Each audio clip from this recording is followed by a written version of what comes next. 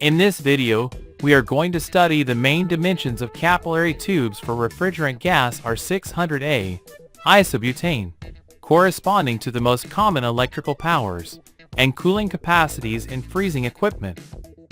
Let's start by mentioning that equipment operating at a temperature around -20 degrees Celsius in the evaporator is usually referred to as low temperature equipment.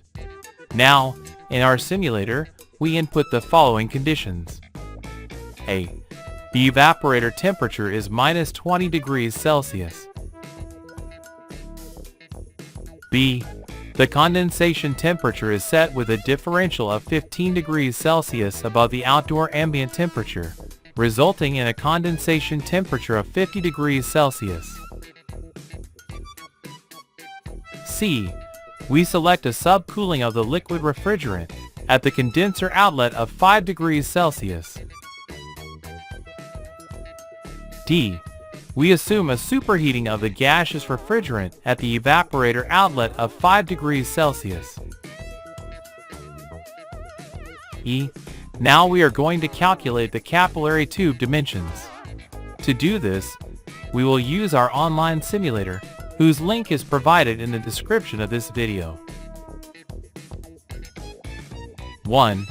For a cooling capacity of 200 BTU per hour, with typical 1/10 HP compressors, the following capillary tube dimensions are required. 2. For a cooling capacity of 300 BTU per hour, with typical 1/8 HP compressors, the following capillary tube dimensions are required.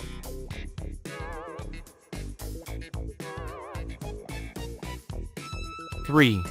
For a cooling capacity of 400 BTU per hour, with typical 1/7 HP compressors, the following capillary dimensions are required.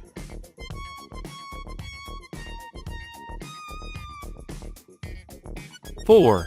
For a cooling capacity of 500 BTU per hour, with typical 1/5 HP compressors, the following capillary dimensions are required.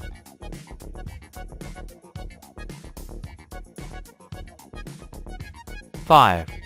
For a cooling capacity of 600 BTU per hour, with typical 1/6 HP compressors, the following capillary dimensions are required.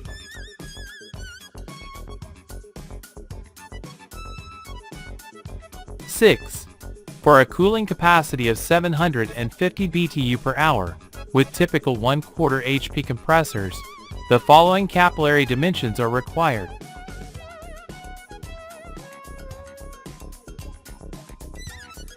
7.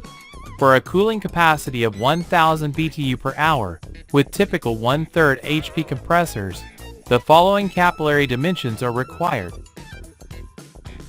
Remember, the link to access our simulator is available in the description of this video.